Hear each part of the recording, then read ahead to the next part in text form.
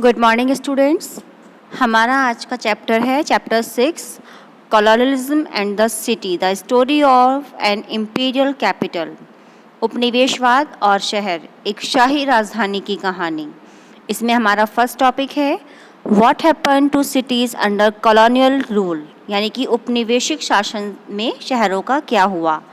औपनिवेशिक शासन में मतलब कि ब्रिटिश सत्ता की स्थापना के बाद जो विलेज, जो गांव का जीवन था वो एकदम से बदल गया था। तो इसी समय शहरों में क्या हो रहा था, इसका जवाब इस बात पे डिपेंड करता है कि हम किस तरीके से कस्बे या शहरों को क्या करते हैं, वर्णित करते हैं, डिस्क्राइब करते हैं। जैसे मदुरई जैसे मंदिरों के शहर का इतिहास, ढाका जैसे उत्पादन शहर जैसे कि सूरत, ये जो बंदरगाह था, और एक साथ कई तरह के काम करने वाले कस्बों से बिल्कुल ही अलग हो गया था।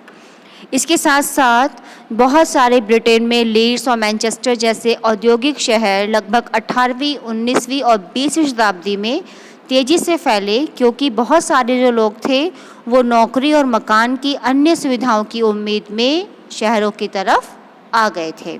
मतलब अपने गांव को छोड़कर उन्होंने शहरों की तरफ भागना शुरू कर दिया था। 19वीं शताब्दी में भारतीय शहर, जो भारत के शहर थे, वो पश्चिम यूरोप के शहरों की तरह तेज़ी से नहीं फैले।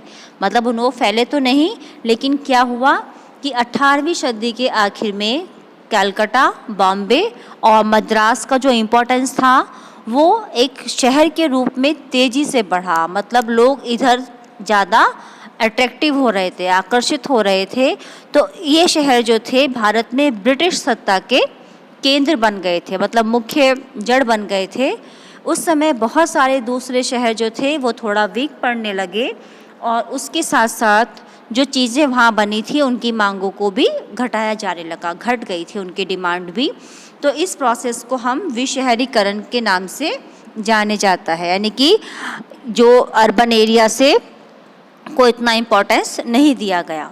उसके बाद मछलीपट्टनम, सूरत और श्रीरंगपट्टनम जैसे शहरों का 19वीं सदी में काफ़ी ज़्यादा विशहरीकरण हुआ, और लगभग 20वीं शताब्दी की शुरुआत में लगभग 11% लोग कहाँ पे बसने लगे, शहरों की तरफ बसने लगे। जैसा कि आप ये पिक्चर देख भी रहे होंगे बच्चों, 18वीं शताब्दी में ये बॉम्बे का बंदरगाह। तो उसमें नेक्स्ट टॉपिक इसी में है हमारा how many Delhi's before new Delhi, नई दिल्ली से पहले और कितनी दिल्लियाँ थीं।